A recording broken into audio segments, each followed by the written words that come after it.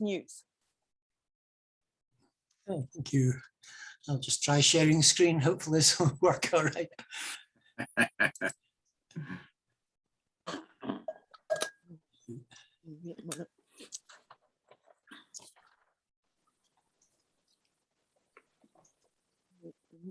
Yay. So is that okay? You seeing the major screen then? Just the usual? Yes. Perfect. Okay. Where's my wee zapper thing going? Okay. So as usual, because it's me, there's quite a lot of Mars in this. NASA's InSight lander has detected one of the most powerful and longest lasting earthquakes, can't call it an earthquake, Marsquake, on the red planet since the start of its mission. The big Marsquake happened on September the 18th Earth time, which happened to coincide with InSight's 1000th Martian day or sol since it landed on Mars. The trembler was estimated to be about a magnitude 4.2, and it shook for an astonishing hour and a half. For comparison, on Earth, most quakes last just a few seconds, although two, one in 1960, another in 2004, lasted about 10 minutes, which was spectacular for Earth. Scientists are still studying the data collected on this Marsquake to determine why and how it could possibly endure for such a long time. This big quake followed close on the heels of two other quakes that both took place on August the 25th, and they had magnitudes of 4.2 and 4.1. The biggest previous quake InSight detected was a magnitude 3.7 quake back in 2019. InSight scientists will also be able to determine how far away the quake was from InSight. One of the August 25th quakes, the magnitude 4.2 event, occurred about 8,500 kilometers from the InSight lander, the most distant trembler the lander's detected so far. InSight's seismic experiment for interior structure, or SEIS, detects and studies seismic waves as they travel through the planet's crust, mantle and core, which gives scientists a way to look inside Mars and learn more about its interior. The instrument is covered and protected by the domed wind and thermal shield. InSight is powered by solar panels, and thanks to a crazy maneuver earlier this year to help clear the dust off the panels, InSight had enough power to detect the three big quakes, as well as staying warm enough to keep operating. If we hadn't acted quickly earlier this year, we might have missed out on some great science, said InSight's principal investigator, Bruce Bannard at JPL. Even after more than 2 years, Mars seems to have given us something new with these two quakes, which have unique characteristics. NASA says that relying on solar panels for power enables such missions to be as light as possible for launch, and it requires fewer moving parts, thus fewer potential failure points than other systems. Although it's one of the most asked questions about using solar panels on Mars, engineers say that equipping the spacecraft with brushes or fans to clear off dust would add weight and failure points. The lander's solar panels have outlasted the 2-year prime mission they were designed for, and are now powering the spacecraft through a 2-year mission extension. So what was the crazy trick I was talking about? Members of the InSight Mars team came up with a wild, counterintuitive way to try and get dust off the lander's solar panels. Pour more dust on it. Crazy as it seemed, this actually works. InSight project scientist Mark Panning said, "I've been wanting to tell people why we were burying ourselves in dirt for a little while now. Short answer, some clever people convinced our engineers that we could get dust off the panels by adding sand. It sounds crazy, but dumping a pile of dirt so that the wind would carry sand grains onto the panel lets sand grains bounce across the panel, and that cleans off the dust. This clever trick boosted InSight's energy production by about 5%, gaining about 30 watt-hours of energy per Martian day. The team repeated the process a week later to gain even more power. That isn't a huge amount, but we're squeezing everything we can of each watt-hour of energy, Panning said. It lets us keep gathering as much data as we can as we move to aphelion, where solar energy is low and heating needs are high. Aphelion is where Mars is its furthest point from the sun. That means less sunlight reaches the spacecraft's dust-covered solar panels, reducing their energy output. Martian dust has been a nemesis not only for InSight, but for previous Martian craft on the surface, such as the Opportunity Rover, which ran out of power back in 2018. Although InSight's seismometer is pulling in great results, sadly its hammerhead failed to reach the depth required to insert its temperature probe deep enough to give the hope for results. It's planned on September the 20th next year that the Rosalind Franklin rover will depart for Mars. As the latest mission in ESA and Roscosmos's ExoMars program, Rosalind Franklin will join a small army of orbiters, landers, and rovers that are already working to characterize the Martian atmosphere and environment. Key aspects of the rover's mission will involve drilling into the Martian soil and rock and obtaining samples from deep beneath the surface. To prepare for drilling operations on Mars, the ESA, Italian Space Agency, ASI, and their commercial partners have been conducting tests with a replica, aka the ground test model. Recently, the test model completed its first round of sample collection, known as the Mars Terrain Simulation, or MTS. The rover drilled into hard stone and extracted samples from 1.2 meters beneath the surface in a record-breaking feat. To test how Rosalind Franklin will fare on the red planet, the GTM has been drilling into a well filled with various rocks and soil layers. This takes place on a dedicated platform tilted at 7 degrees to simulate the sample collection process on realistic variable terrain. The first sample was obtained from a block of cement clay of medium solidity, and it was shaped like a pellet measuring about 2 centimeters long and 1 centimeter in diameter. Once collected, Rosalind Franklin's drill retains the sample with a shutter that prevents it from falling out during retrieval. Once the drill is completely retracted, the sample is dropped into a drawer at the front of the rover, which closes and deposits the sample into a crushing station. The resulting powder is then distributed to ovens and containers inside the rover, and these are designed to perform the scientific analysis.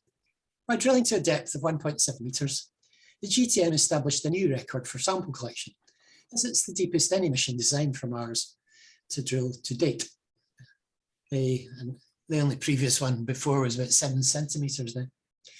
The Rosalind Franklin rover is designed to drill deep, up to 2 meters beneath the Martian surface, the purpose of which is to gain access to any well-preserved organic material that might have migrated there from 4 billion years ago and after.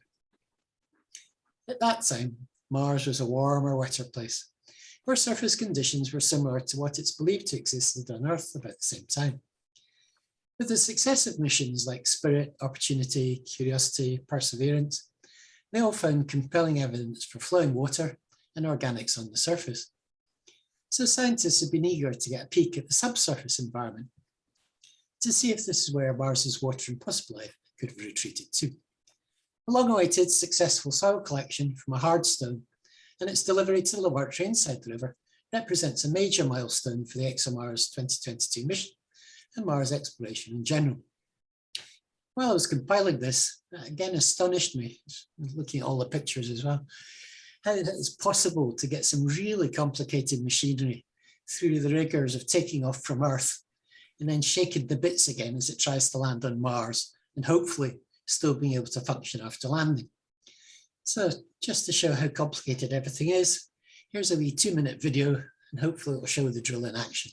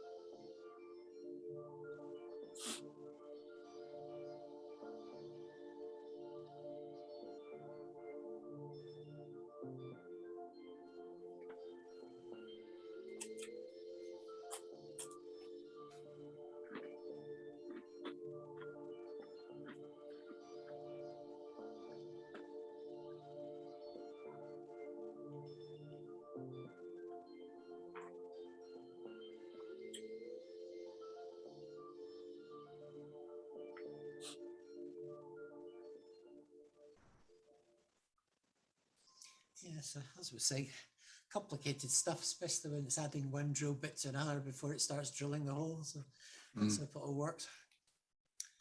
This next story seems to be the big one for the week, as it was covered by all the channels I follow.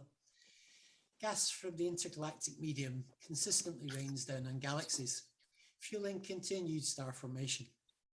New research has shown that this gas is not evenly mixed, and stars aren't equal across the galaxy. This result means that solar systems are not the same within the Milky Way. Galaxies are bored with a reservoir of gas, which they use to manufacture stars. That gas is pristine, made almost entirely of hydrogen and helium. It doesn't contain any heavier elements, or well, no astronomers call anything heavier than helium metals. But gas from outside the galaxy is always raining in, providing fresh material. That gas is equally pristine. Galaxies are fueled by virgin gas that falls in from the outside, which rejuvenates them and allows new stars to form, explained Annalisa Decia, professor in the Department of Astronomy at the UNIGE Facility of Science, and the first author of a new study recently published in Nature, examining the role that the new gas plays in star formation. Stellar evolution pollutes the composition of the initial reservoir of gas. Stars fuse hydrogen and helium into heavier elements like metals, oxygen, carbon, silicon, and more. When they die, either through a drawn-out and dramatic unfolding of a planetary nebula or a spectacular supernova blast, they eject these metals into the surrounding galaxy. These metals then go on to get mixed freely. Initially, when the Milky Way was formed, more than 10 billion years ago, it had no metals. Then the stars gradually enriched the environment with the metals they produced, said Decia. Theoretical models had assumed that every source of gas, the initial reservoir, the metal-contaminated enriched stars, and the pristine gas falling in, all mixed equally. Until now, theoretical models considered that these three elements were homogeneously mixed and reached the ratios of elements found in the Sun everywhere in our galaxy, with a slight increase in metallicity in the center, where the stars are more numerous. The team said, we wanted to observe this in detail using an ultraviolet spectrograph on the Hubble Space Telescope. Decia's team developed a new technique for measuring the total amount of metals, including the metal content of dust grains, which is notoriously difficult to do. They used this technique to study 25 stars in detail. The new method involves taking into account the total composition of the gas and the dust by simultaneously observing several elements, such as iron, zinc, titanium, silicon, and oxygen, explained Decia. Then we can trace the quantity of metals present in the dust and add that to the already quantified by the previous observations and get a new total. They found that the abundance of metals varied wildly across the galaxy, with some regions having only 10% of the metal content of the Sun. This means that the gas in our galaxy is not uniformly mixed, and that, among other consequences, the formation of planets is not going to be uniform throughout the Milky Way. This discovery plays a key role in the design of theoretical models on the formation and evolution of galaxies, said Jens Christian Kröger, researcher at UNIGE's Department of Astronomy. From now on, we'll have to refine the simulations by increasing the resolution so that they can include these changes in metallicity at different locations in the Milky Way. Add another wee hazard to the long list of problems when flying in outer space: micrometeorites. Although they can be as small as a grain of sand, they're traveling at kilometers a second and can punch a hole right through a spacesuit and the astronaut inside it. Since future astronauts will be spending time out on the surface of the moon, NASA is testing the next generation spacesuit fabrics in an interesting way. They're firing rocks at the fabric using a huge ballistic air gun, which can accelerate material to almost 1,000 meters per second.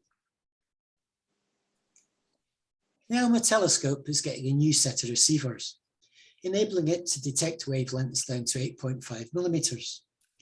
These wavelengths are crucial for observations of the transformative epoch of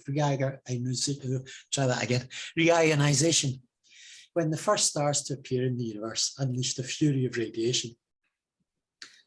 The Atacama Large Millimeter Array is located on a high plateau in Chile, one of the driest and highest places in the world. The array is perfectly suited to studying a variety of radio sources in the universe, but until now it's been handicapped. ALMA's 66 antennas capture electromagnetic waves with a variety of wavelengths, but without the proper back-end receivers, many of these wavelengths can't be studied. Until now, ALMA has covered the wavelength ranges from 0.3 to 3.6 millimeters. The latest upgrade consists of a set of receivers that are sensitive from 6 to 8.8 millimeters. The upgrade was led by Taiwan's Academia Sinica Institute of Astronomy and Astrophysics, and it was accompanied by an international team from Japan, Chile, and Canada. The new wavelengths are perfectly suited to study two science targets in particular. One is the epoch of reionization, which occurred when the universe was less than 1 billion years old. The first stars to come online in the universe flooded the cosmos with high energy radiation, which ripped away the neutral plasma and ionized almost all the gas. The universe has remained in that ionized state since then, but so far there have been no direct observations of this epoch. The new wavelengths will also help astronomers study larger dust grains in star-forming regions and protoplanetary disks, which will hopefully provide a rich source of information on the process of star and planetary formation. So, as always, thanks to the folks at Universe Today for the newsletter that gives me all the up-to-date information that I use for the Space News presentation. And that's the Space News for tonight, so back to Alice Amanda. Thank you very much for that, Roy. That was very interesting. Yeah, it is amazing how they get that, how they get all those instruments up there, and that they're still working when they get landed on the planet. Yeah, that's amazing. Aye. I mean, hopefully they'll provide us with a lot of interesting detail and information in that can move us a bit further forward with the planet. Right. Anybody any questions for Roy before? I won't have any answers. Oh well, right. Right. Roger joined the BAA in 2007 or thereabouts, and he's also a member of the Hampshire Astronomical Group. My initial interest, he said, was asteroids, and for a couple of years served as the director of the Asteroids and Remote Planets section, ARPS. During that time, he wrote a book, Asteroids and Dwarf Planets and How to Observe Them. Then followed some time in the Comets section. In 2018, he persuaded the BAA Council that it was time to focus on exoplanets, and the Exoplanet division was formed as part of the ARPS. One of astronomy's most important questions is, does life exist elsewhere in the universe? So we are a fairly wide-ranging group covering such topics as astrobiology and manned spaceflight, plus the more traditional observing topics such as transit, observations, and more recently, gravitational microlensing. So let's give Roger our usual Kaz warm welcome. Let's just hope we can get this started properly this time. Right, share screen. And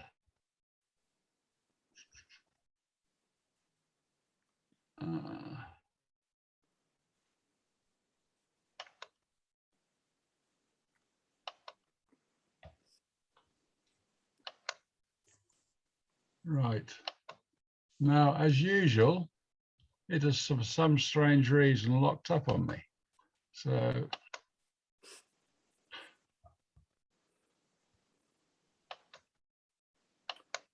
right, just hold on a moment while we get sorted out here.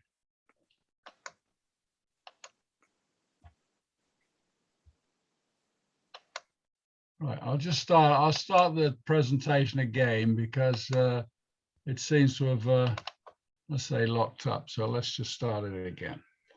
Bear with me. Right, slideshow, set up. There. Okay. Right. Current slide. Right. How are you doing? Yeah. Have you got the first slide? That's the first Yeah. slide there, Roger, yeah. Oh, jolly good, jolly good. And I didn't even click on the share button. It's got a mind of its own tonight, hasn't it? Right. Well, good evening, all. Let's hope this presentation proceeds a little more smoothly than it did half an hour ago when we were trying to get it working. Right. So long as you can see the, I've got a lot of faces on the screen. Let's just get rid of some of them. Okay. As long as you can see the first slide, which says what are little and large exoplanets made of. Right. Bottom right is an artist's impression of a very small exoplanet, Kepler 37b. They're named in this way. The first word is usually the telescope, or whoever discovered it. Telescope in this case could be Kepler, for example. And 37 is part of the designation. And most of the exoplanets have got a B after them because that's always the first one. Where there's a multi-planet system, you might get B, C, D, and F, and so on. Right. Top left is a very large exoplanet. That's help if I put this on the laser pointer. Okay, top left. Yeah, that's WASP. That's wide angle search program, I think, 37b. That's a hot Jupiter, which means it's orbiting very close to its parent star. And its size is 286 Earth radii. So that's quite a big one. Right. As far as exoplanets are concerned, we are moving, professionals, I should say, from an age of discovering exoplanets, counting how many there are. Transit photometry is one method of doing this, when the exoplanet moves in front of the star, you get a very small drop in the magnitude, but any competent amateur astronomer can measure this. It's called transit photometry. We're moving from just merely detecting them to characterization. For example, measurement of mass, radius, orbital inclination. When you've got all those, you can define the density and the possible structure. This is what I'll explain this chart in more detail later. But say once you know the mass, the radius, and the density, you might be able to work out whether it's a gaseous planet or a rocky planet, etc. The other thing we're looking for is we professionals are looking for are what are called biomarkers, and I'll talk more about that later. And the ultimate aim, of course, is to answer the question: is there life elsewhere? Whether this famous or infamous Martian meteorite was a fossil of a real object, a real live object, we'll not know.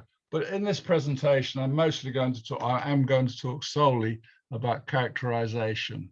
A quote from a professional astronomer. He said, "I think it's worth being very skeptical about mission claims. They found this, they found that, and they very often haven't. We may not know as much as we think we know, as new telescopes, both space and ground-based, will improve our knowledge of what exoplanets are really like. So be careful when you read that this and that has been discovered, etc., etc. Maybe the professionals are just trying to get more money for their cause. So what do we know today? And the observatories that I'll talk about, and how the properties of exoplanet systems will be determined by these missions. There are quite a number of other missions out there, both space and ground-based, but I'll be looking at these in the main. Right, so what do we know today? The diameter, mass, and therefore the density of exoplanets, as I mentioned earlier, is not that accurately known, as I will show later. As an example of this, more than 90% of planets,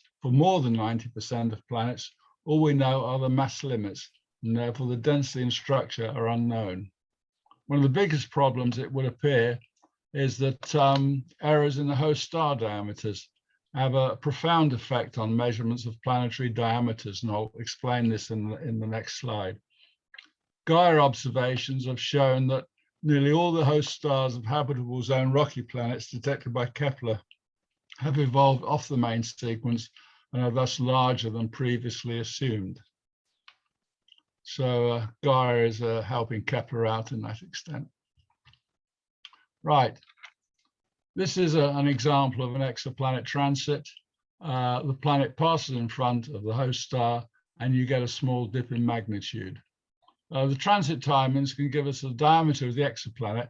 That assumes that you know very accurately the diameter of the host star, which, as I just mentioned, isn't necessarily so. We can get the diameter of the exoplanet, its semi-major axis, its orbital period, and inclination. So we can get all those things from a transit. As I say, they're not too difficult to measure. I've been doing some with a robotic telescope out in Arizona, the Microobservatory. So anything from 6 inches upwards is fine. So how do we know some of these things? Top left, a planet and its host star orbit a center of mass. And on the right, the movement of the host star can be detected by the red and the blue shift in its spectra.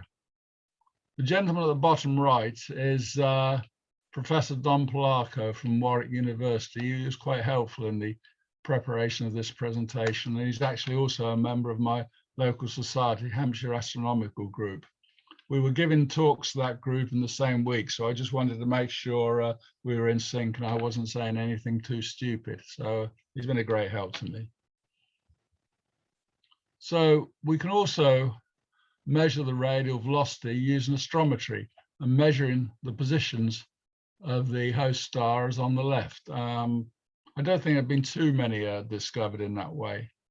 And measuring the radial velocity gives us the mass of the planet. Knowing its radius and orbital inclination allows its density to be determined. And we've actually had some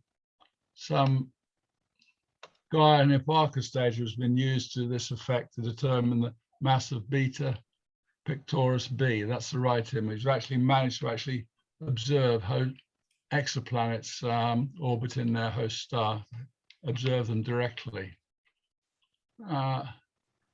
From the measurements made using the methods previously mentioned, the semi-major axis and the mass shown here in terms of Jupiter masses of numerous exoplanets have been determined. The smaller the planet, the more difficult it becomes to measure the radial velocity of the host star, hence a small number of rocky planets shown here, because you see there aren't too many down in the Venus, Earth, Mars, Mercury size. Problem is, if no transit is observed, then you can't measure the orbital inclination or the planet's radius. And if you can't measure those, you can't determine its mass, and hence the density. And only a small number of planetary systems where the radial velocity of the host star is known and where the planet transits the host star. Right, on this particular chart, this axis is a mass, and for which mass has been not that accurately determined, as you can see from the arrow bars. And moving in the direction of the arrow takes you from solid iron planets through rocky Earth-like planets to water worlds. So, but as you can see, looking at these arrow bars, we can't very accurately determine to a large extent which category they fall in. But as I said, if you know the radius, you know the mass, you can work out the density, and you can get some idea of what the planet might be like.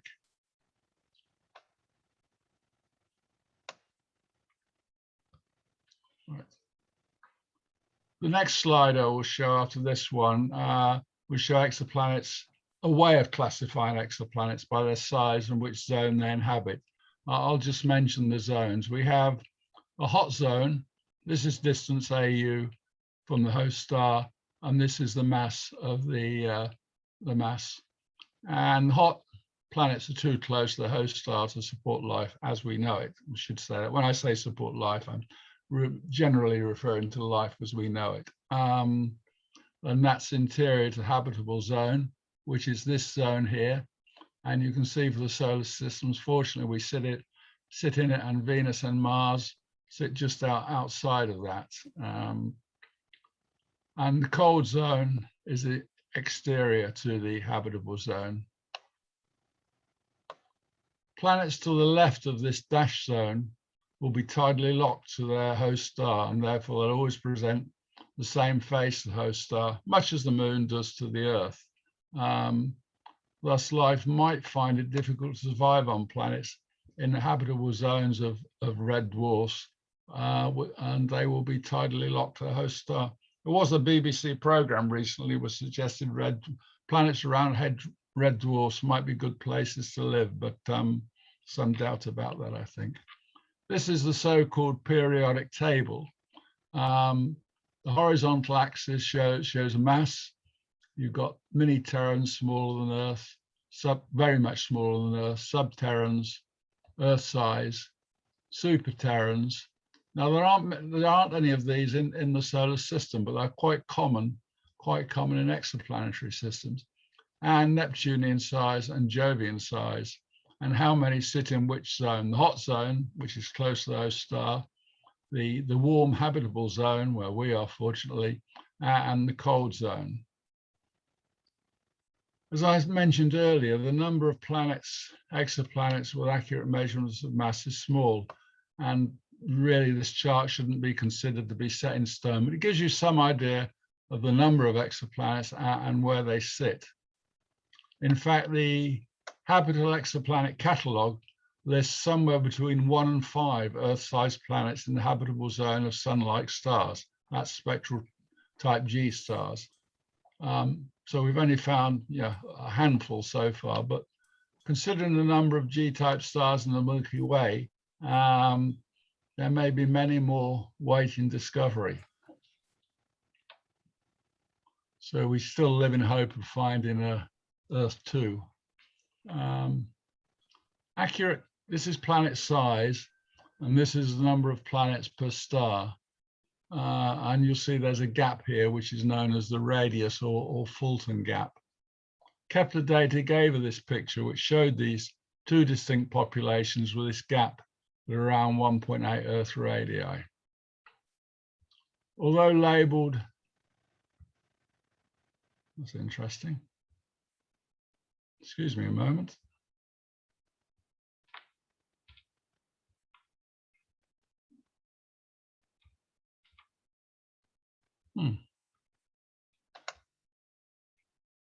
Just a second, my pointer is refusing to move at the moment, so I can't move my slides. Let me just try going back one, forward one. Oh, this is very odd. There's always a hiccup, isn't there? I can move the pointer around the slide, but I can't move the pointer off the slide at the moment. Just bear with me while I fiddle a bit. No, that's better. Let's try again. Right. Okay. For some reason the pointer locked up. Anyway, although these are called super Earths, they're not Earth-like except in size, and they may be the cause of giant planets which have lost their atmosphere because they've got short orbital periods, high temperatures, and thin or no atmosphere. So they may be a bit bigger than Earth, but certainly not like Earth at all. These sub-Neptunes have longer orbital periods, a thick atmosphere, possibly hydrogen and helium. And they're the ones where we don't seem to have many of. We don't seem to have any of them in the solar system, but they're quite common elsewhere. The missions which form the content of the rest of this presentation are as shown here. Ariel, CLIOPS, or CHEOPS, I never remember which, CHEOPS, I think. James Webb Space Telescope, which hopefully will get launched sometime, Plato, and Twinkle. We're involved with Ariel in quite a big way, and hopefully in Plato in the near future. But I'll talk a little bit more about those in detail. Ariel is short for Atmospheric Remote Sensing Infrared Exoplanet Large Survey, and that's an ESA mission. And that will investigate the atmospheres of mainly hot large exoplanets in order to understand how they form and how they've evolved. CLIOPS, characterising exoplanet satellite, and that will carry out high precision transit photometry on bright stars already known to host planets so that the radii can be accurately determined. And this will be combined with masses from ground-based spectroscopic surveys so the density can be determined. And that's already flying. That was launched December last year. James Webb Space Telescope, to quote the previously mentioned Don Plato, it's likely to be the most important mission for exoplanets of the decade and will be transformational in its capability in characterization. And that will use spectroscopy. Again, we'll use spectroscopy to study planetary atmospheres, observe transits, and it will be able also to directly image exoplanets. And that launch is scheduled for this year, possibly. There's been a considerable amount of slippage in that program, but I do believe it's going to go this year. Plato, that's planetary transits and oscillations of stars. That's again is an ESA mission. And its objective is to find and study extrasolar planetary systems with the emphasis on the properties of terrestrial planets in the habitable zone around sun-like stars. And that's scheduled to launch in 2026. And Twinkle, that will use, again, will use spectroscopy to reveal the chemical composition, weather, and history of exoplanets. And that will be launched built, I should say, in the UK, and it's scheduled to launch in 2023. So there's going to be a lot of satellites up there busily looking at exoplanets. We'll look at those in a bit more detail now. This is Ariel, the first one I mentioned. As I say, these are the questions it hopes to be able to answer. What the exoplanets are made of, how do the planets and the planetary systems form, and how do the planets and their atmospheres evolve over time. Now, this looks a little bit complicated, so I'll go through it slowly so that I can understand it, never mind anything else. But if we take one row at a time, it's not too bad. The x-axis is planetary mass, and the y-axis is time. So if we just look at the bottom row, we have planetesimals forming from the gas and dust in the circumstellar disk, and they grow through the embryo stage to fully formed Earth-like rocky planets through a process known as core accretion. And then they can continue accreting gas to become Neptune-sized. Giant planets such as Jupiter form directly from the circumstellar disk rather than following the growth path. And that's what this arrow on the bottom is all about. So we have planetesimals to Earth-like planets, accrete gas to become larger Neptune-sized ones, but the Jupiter ones form directly from the circumstellar disk. Now, super-Earths, as I said, don't exist in the solar system, but are not uncommon in exoplanetary systems. So that's the bottom line sorted. You see here we mention primary atmospheres and mixed atmosphere. Example, primary atmospheres here. They are accreted during planetary formation and are mostly hydrogen with a little helium. And these were lost on the terrestrial planets, but not on the gas giants. Secondary atmospheres, which are mentioned here.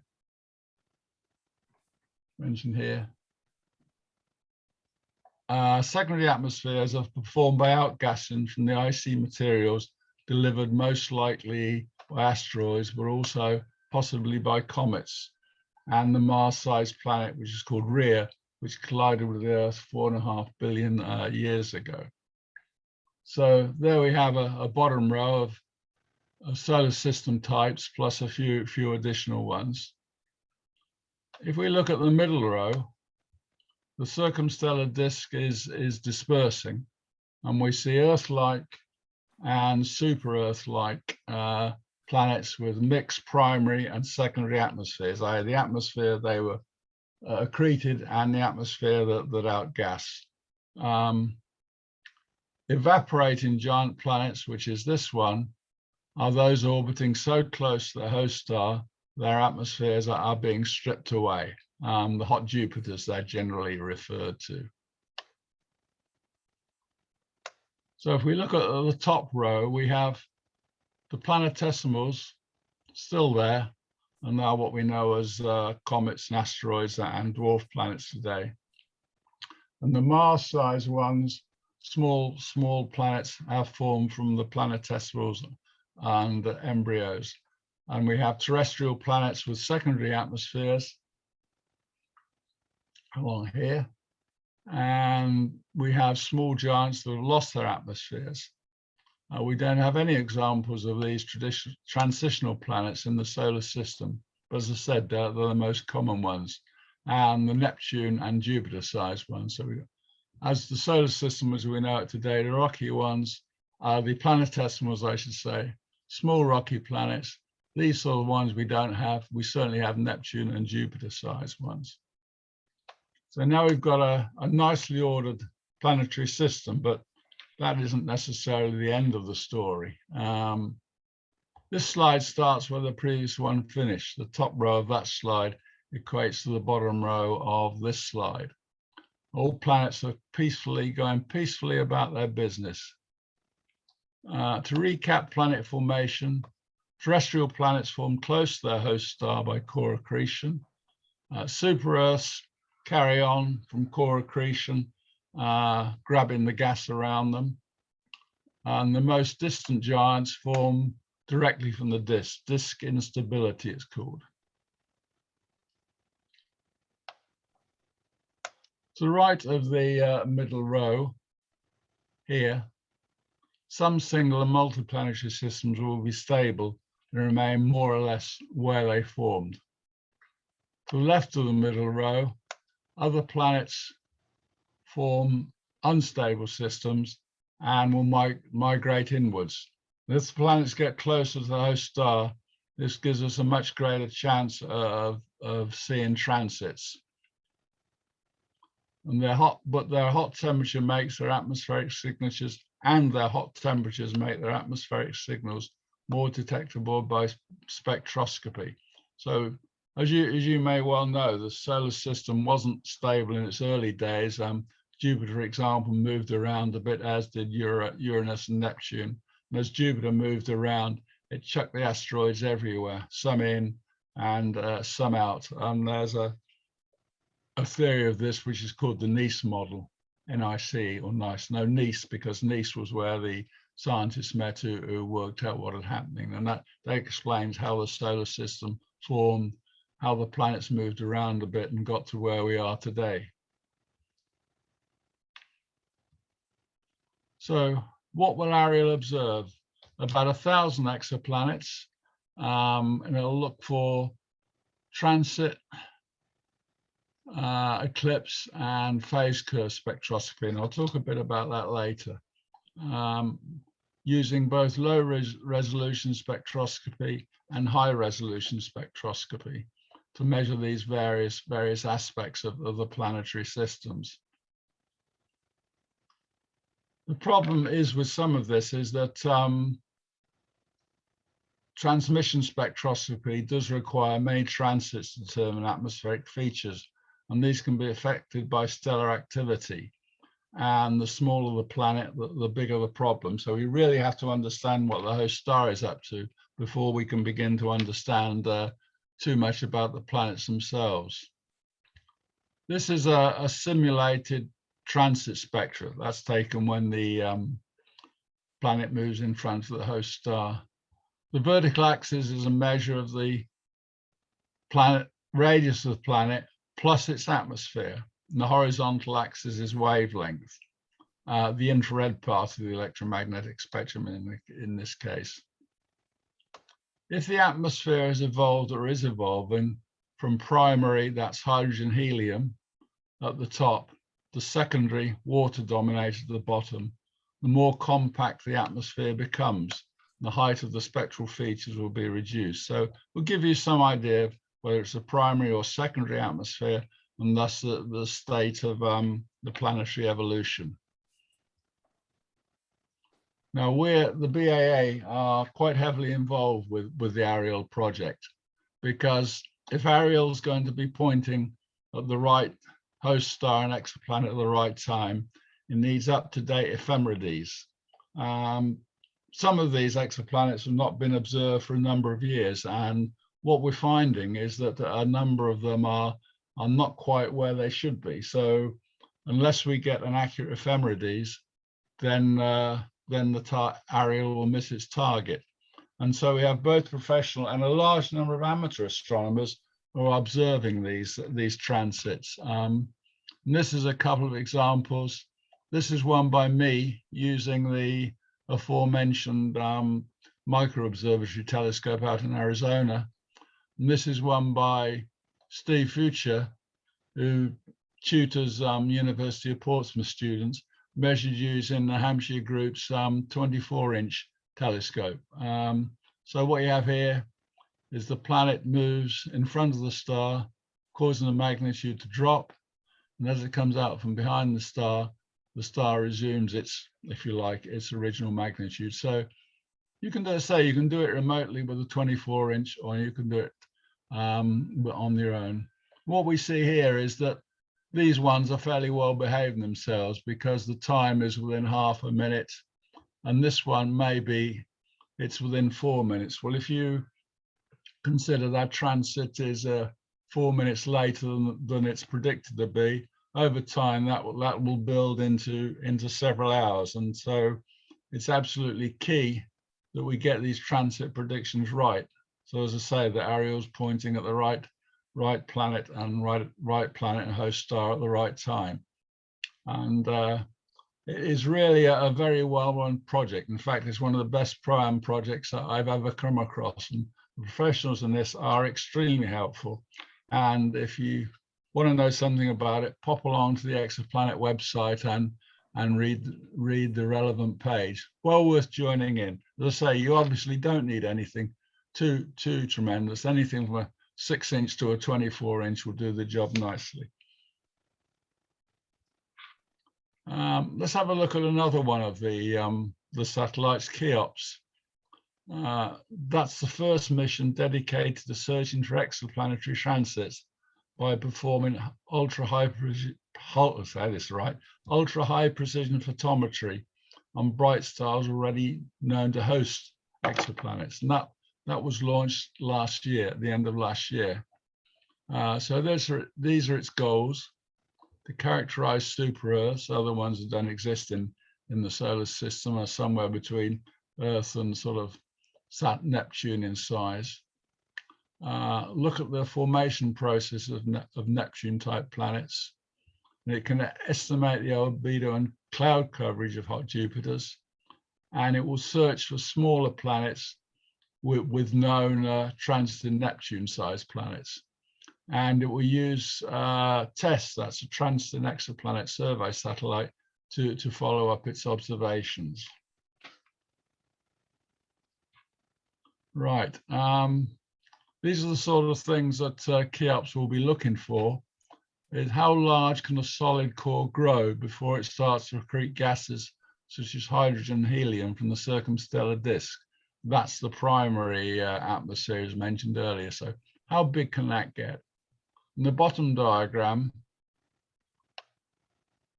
are the worlds which don't exist in our solar system, such as ocean planets completely covered in water.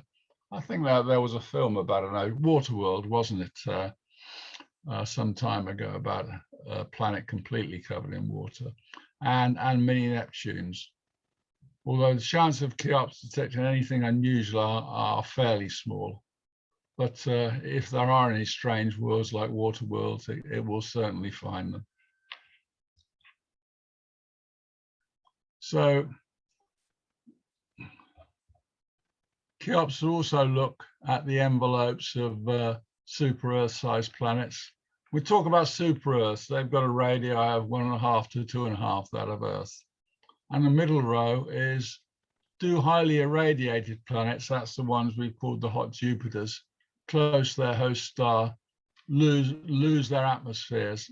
Does the solar wind or the stellar wind blow their atmospheres right away? And have we got examples of such? So super Earths and hot Jupiters is something that CLIOPS will be looking at. So how will CLIOPS observe them, or what and how? Stars brighter than Mag 12, transit photometry, phase curve photometry, and searching for shallow transits to detect additional planets where a star is known to have a larger planet. Try and explain these things a little further as we go. Final part of the test phase of CLIOPS was to image a star HD 8811 that was known to host planets. To produce the light curve shown here, CLIOPS took 30-second images over a period of 47 hours. The relative size of that star and the solar system objects are shown on the right. So here's us and Jupiter, and here's Celt 11b and its attendant planet. So yeah, we know CLIOPS is working. Just trying to explain a little about phase curve photometry. The measured brightness that we see depends on the relative positions of the planet as it orbits the star, and of course the brightness of the host star. You get maximum brightness when the planet is about to move behind or just emerge from the host star. So these are these sort of points here. So we're seeing the day side of the planet, or most of the day side of the planet at those times. So that's equivalent, if you like, to looking at a full moon. As the planet reaches maximum elongation, that's out here or out here, we see about 50% of the reflected light, the planet's reflected light. That's equivalent to a first or third quarter moon.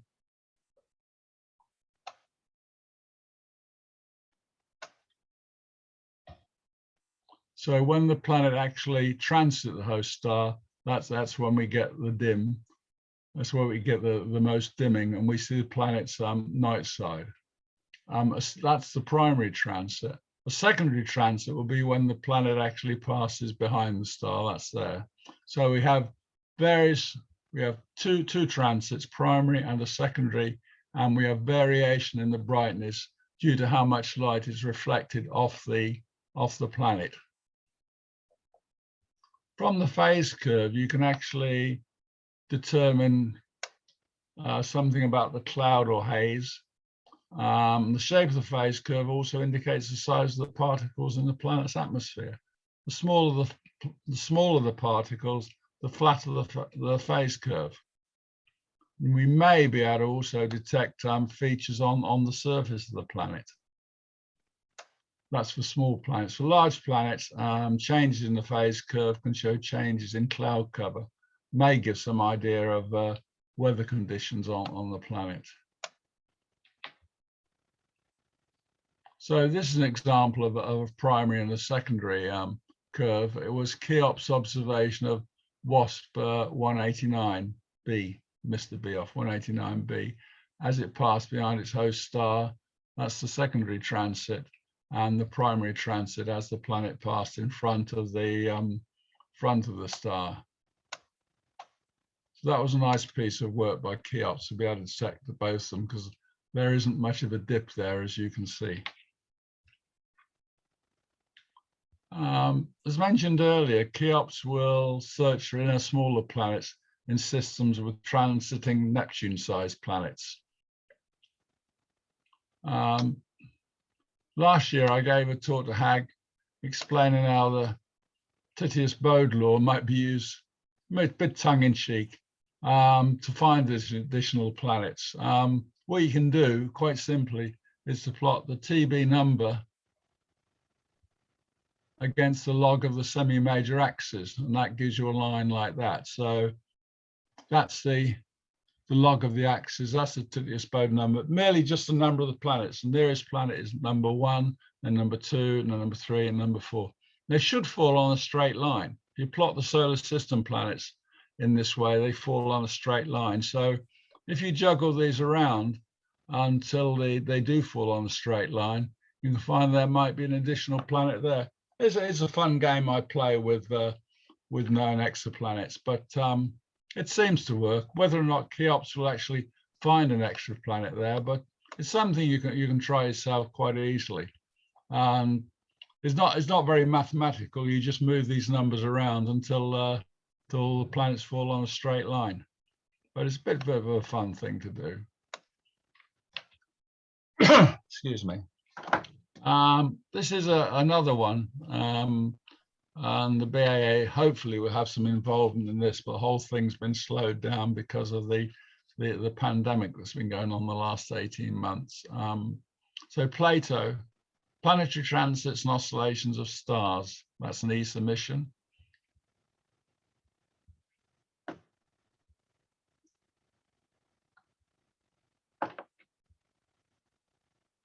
Okay, I've just lost my pointer again. It's funny how it does this occasionally. The laser pointer just sticks. Never mind. Plato, planetary transits and oscillations of stars. Objective is to find and study extrasolar planetary systems with emphasis on the properties of terrestrial planets and habitable zone. So I hope it's going to find some more Earth-like planets. It's the only mission specifically designed to study rocky Earth-like planets.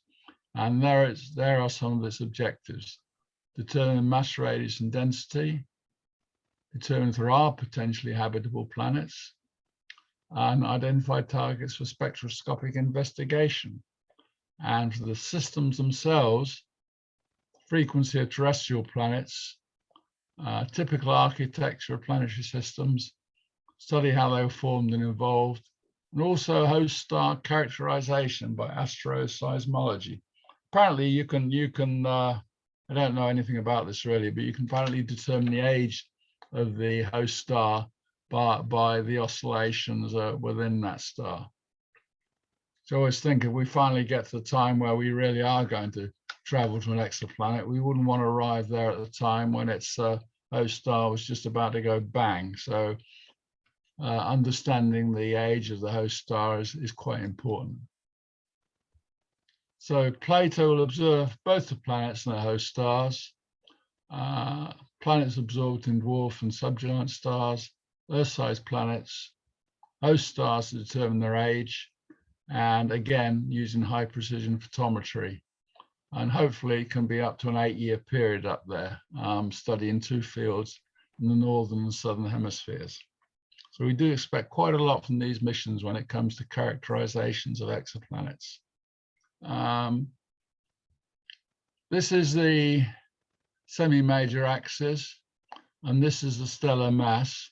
This is the area that TESS CLIOPS and the Kepler second mission will operate in. And this is the area Plato operates in. So you can see Plato is the only mission that can characterize planets in the habitable zone of sun-like stars. These other missions can't. This is the area I'm talking about. This is where Plato will operate.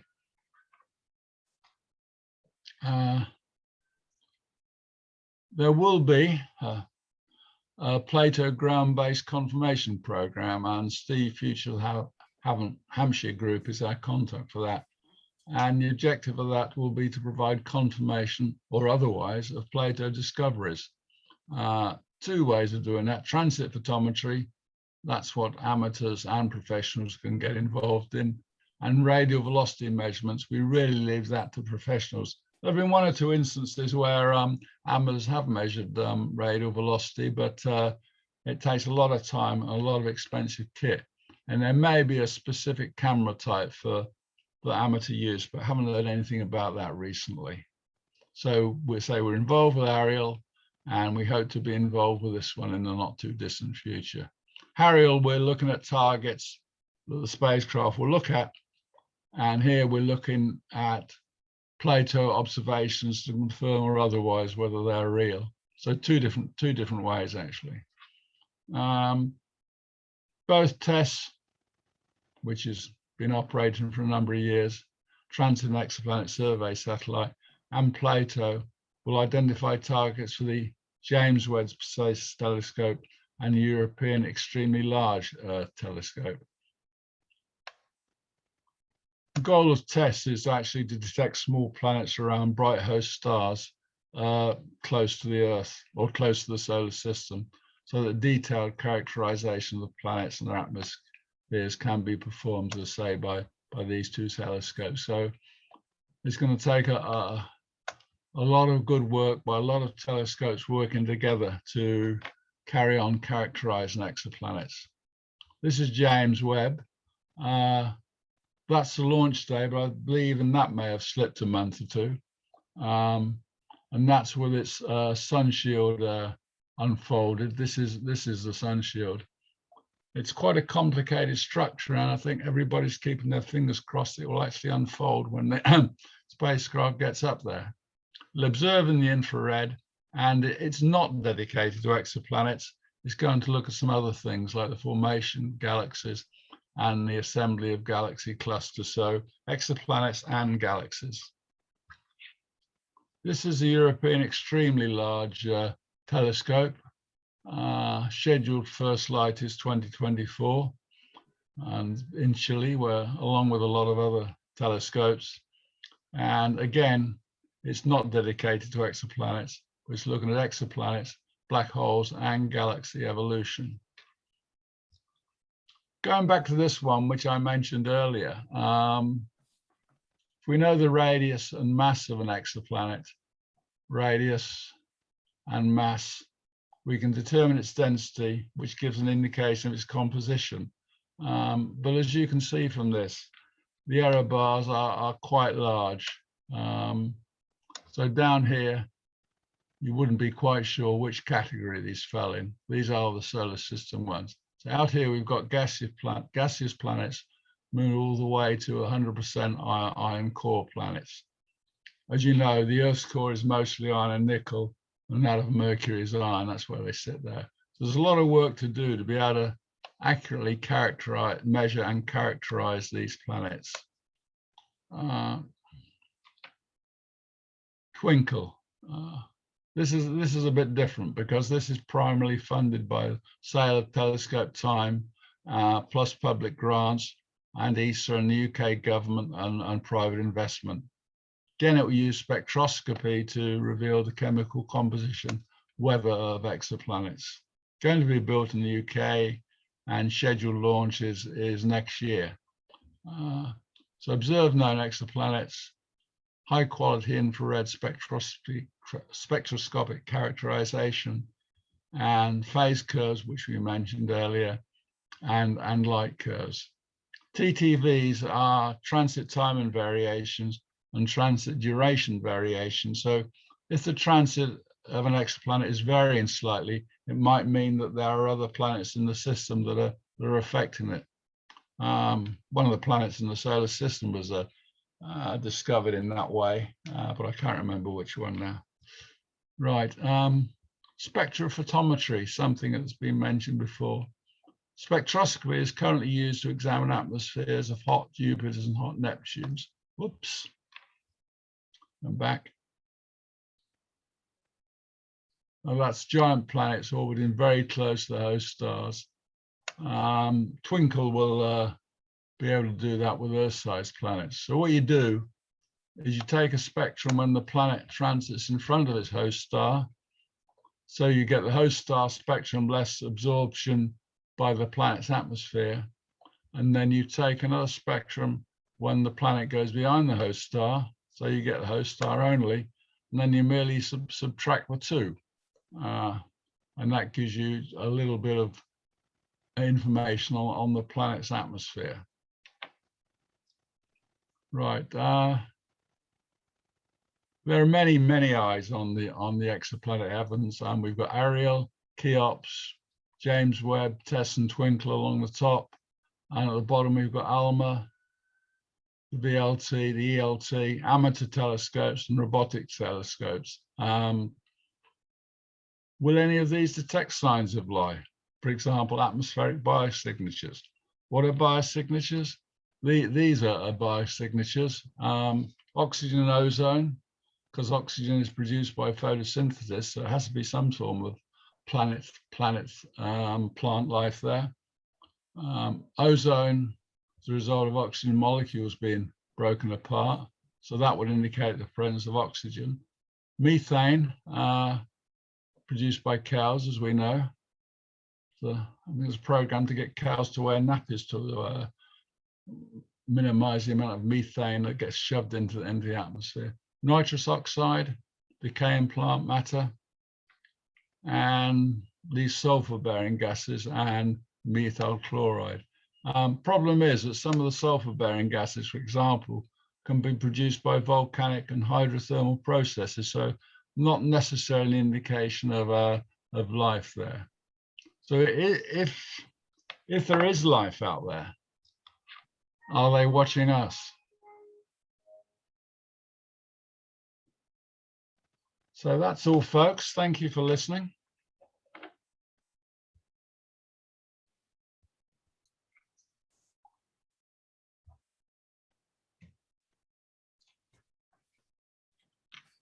Pardon me.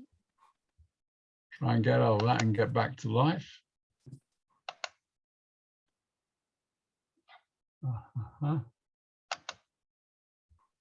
Right, I think we've stopped sharing. I think we've got there. Any questions? Is there anybody still there listening? Yeah. Yeah, it was really good. It was really interesting. Oh, somebody's fallen asleep. Wake up, Alice. Oh, no. No, I'm just writing a note down here. No, it's fine. Would you like a PDF all of this to save you writing the notes, or so people can have another look at it? No, it's just my thank you, but but I mean, if you want to send the PDF, that would be fine. But I mean, we're putting up the recording on YouTube. Oh, okay, yeah, right, yeah. I mean, if anybody wants to email me with any questions, feel free, or ask questions now. But if you want to email me, feel free. You know, probably if they do that, Alice, could they come via you, and then I could answer them all at once and send it all back to you in one shoot. If I do, that's fine. And if you could send us a brief description of your talk tonight, but add to the YouTube channel description panel. How many words do you want? Well, it's just a short paragraph, really. A paragraph, okay, right. A very short paragraph. Right. It's just to give a brief description for those that are looking at what talks they want to watch, that they can just tell what the talk's about. You know. Okay, yeah, okay, I'll do that then. Yeah, I'll do that. Do that tomorrow morning. Right, thank you. So, any questions for Roger? Not questions, just an observation again. I didn't realize just how many missions were being planned for exoplanets. That was quite surprising. So, yeah, I think if professionals want money, they've got to mention exoplanets somewhere in their proposals, and they get money. I think I did read somewhere about a third of papers written these days refer to exoplanets. So if you want money, you've got to say exoplanet. Even whether you're going to observe something else, you've got to say exoplanet. So if it's on Earth, you have to say climate change. If it's off Earth, it has the exoplanets. I get well, what did amaze me, I mean, as you saw, I mean, we've only been running this a couple of years. When I first put it forward to BAA, there was some doubt as to whether there would be enough interest. I think we've proved everybody wrong on that, but BAA is a big ship, takes time to turn it sometimes. So I suppose that when they've mentioned exoplanet and get the money, eventually it all disappears into a black hole. A big crunch. Yeah. Yeah. John's got something. You got a hand up, John? Yes. As far as I understand it, the James Webb Space Telescope is expecting to launch in late December of this year. Yeah, So, every time I make a slide, the date changes. So I can yeah, I understand. I mean, the principal investigator for one of the instruments is at the Royal Observatory in Edinburgh, so we are heavily involved in this. Several of our people are going over to NASA fairly regularly for simulations, and we'll be there for the first 6 months of the mission. We also have a young lady called Libby Jones, who's just been awarded a fellowship to both to do research on James Webb, to do research with James Webb, and also to do outreach. So I'll see if Libby would like to talk to this group at some point. That'd be excellent. Yeah. The thing that I mean, that frightens is- me about James Webb is that sun shield. I mean, it's so big and so fragile. Yeah, you're not the only one. I think it frightens the wits out of a lot of people who work on it. I don't. I worked on previous space missions, and it is a pretty nerve-wracking business. You So spend you're not 5 frightened years. by the sun shield then? Yeah, well, you spend a lot of time building and testing something, and then you give it to somebody you've never met and hope he doesn't blow it up. True. No, I built one of those. Is that a model of the lunar mission, the Apollo? Well, behind me, Yeah. oh, that's John's Great Wall of Rockets. They're all Airfix type kits. Yeah, I built the Apollo one. It's Apollo Saturn V on the left. Yeah, many moons ago. Yeah. But I'm a sad It's model, really a like, shame that we haven't got a whoops. Something There's a just fell space. over. There's a space station and a jumbo on the back of an orbiter on the back of a jumbo on top of the wardrobe too.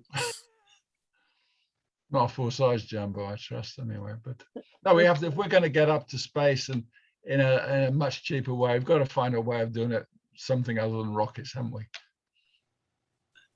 Well, we'll see. I mean, that was what the shuttle was supposed to do, of course, and they finished up costing nearly $1 billion a mission.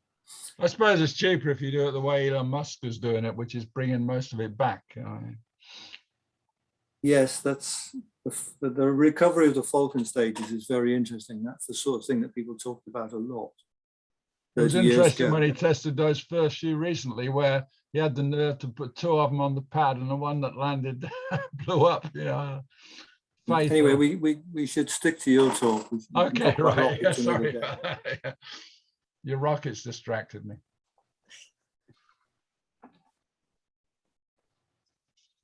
Because John usually has like a sci-fi stills background, and we usually have to guess what sci-fi movie it is from. Yeah, the science group has started, now that the pandemic situation is eased, the science group has started meeting physically at the observatory. So my motivation for making a different science fiction background every week is somewhat faded. Right. I do have others I could do if I could be bothered to get around to it, but we're not doing as many Zooms as we used to, so it's no longer quite so much fun. I mean, as I said to you, I've got this TV hooked up to, if you can see it there, hooked up to my laptop. And I did that a few years ago, long before this pandemic started, but I'm so glad I've got it now, because when I'm watching somebody else's Zoom, I've got about 4 times the size of a laptop, and I can see things much clearly. So if you've got an old TV, don't throw it away, hook it to your laptops. David Archibald's wanting to ask something. Dave, you're currently muted. So could I have an English translation of that, please? It was a very good talk. I was wondering, although we can get for photometry and other bits about exoplanets, do we need to send something like Pioneer further out into space so we can really understand what other planets, other parts of the universe look like? Yeah, well, I've got another talk along those lines. Let me just I just tell you, and maybe if you're not too bored with this one, maybe you'd like to hear that. Just hold a minute. Presentations. Oh, all right then. Let me have another look at one. Oh, it's all right. I'm trying to access my disk, which isn't plugged in, of course. Let me see. Yeah, I've got another presentation which is called Beyond the Moon and Mars, which discusses some of the ways of how we might get there and where we might go. So if you're not bored with me, I could give that to you sometime. But the one Good, Di. the one that seems to be enjoying a lot of publicity at the moment are the light sails, where you launch this tremendously thin sail off into space and power it, hit it with a bunch of lasers and send it zoom in towards the nearest exoplanet. Problem is, it's going to take an awful long time to get to an exoplanet. And it's going to take an awful long time for the data to come back. So I think until we can crack the light barrier, really visiting another exoplanet is perhaps out of the question at the moment. Certainly for us of a certain age, it won't get there and get back in time. I've never quite understood how they're always talking about they're just tiny little objects that are sent as well. So how on earth are going to have any power to send the signal back that we could intercept? I have just no clue, because it would have to be incredibly well focused. You can't do that with something that only weighs a couple of ounces. That's something I just don't understand how you're going to do that. So we have to crack the light barrier. You know, we have to get warp drives or something similar. I know it sounds daft, but some people believe in that sort of stuff, and I think until we can get there, we maybe. I think it's going to be a tricky time, because we're going to get to the point where we can look at exoplanets through telescopes. We can do spectroscopy and photometry and all that good stuff. They'll come to a point where I think we've gleaned all the information we can, and we can't go any further. It's not like Mars or Venus or Saturn where we can actually go there. But I think there'll be a lot of frustrated astronomers in not too many years' time.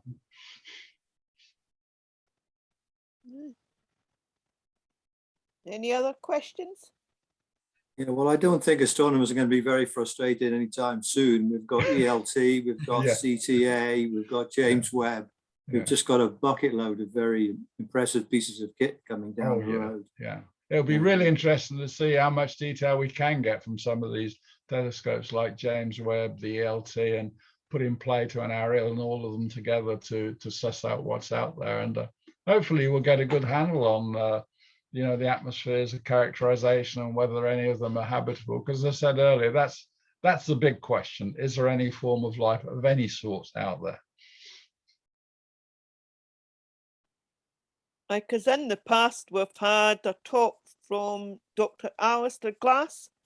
I think that was on one of the cameras for the James Webb Space Telescope. That's correct. Alistair's the instrument scientist for MIRI. That was a way back, and I think it was 2012. It was a way back a number of years ago. Yeah, and Alistair's still with us, and he's one of the team that's going out to Goddard Space Flight Center fairly regularly for these pre-launch simulation.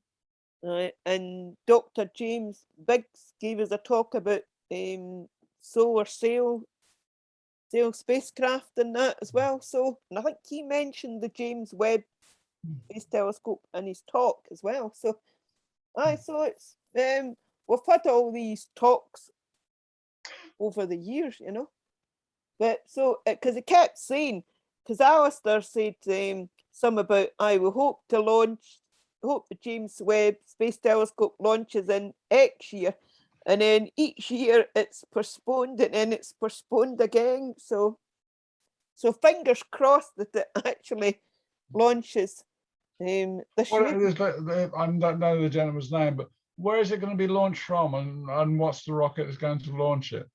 So it's an Ariane 5 from Kourou. So the European contribution, it's a joint mission with NASA. And the European contribution is a launch and an instrument, and we're building the instrument, MIRI, and ESA is, well, Arianespace is providing the launch. Truthfully, there's a bit of criticism about that, because there's no technology, there's no new technology in just building yet another Ariane 5. You know, it'll be Ariane 5 number 100 or something that it goes on. So there was some criticism we should have got involved in something more interesting than just a production line rocket. But anyway, that's what the deal was. It's an Ariane 5 from Kourou. And it's the next but one. There's one just gone off, there's one next, and then James Webb is after that. And they can only launch them every 60 days. It takes that long to recycle the pad. All right, okay. Right, any other questions? I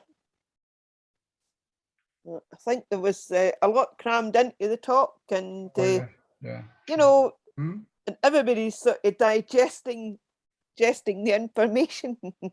So thank you very much, Roger, for this interesting and excellent presentation. We have learned so much. I hadn't even heard of Twinkle, before, and so it was interesting to find out what it is and what it will do when launched. So I'd like us to thank Roger in the usual Kaz way. A box of chocolates would be nice. You've no chance. But I went into my local paper shop yesterday and a lady was buying 3 large boxes of chocolates. I said, is there a shortage of chocolate in our shop? So I can't go without chocolate. That's one thing.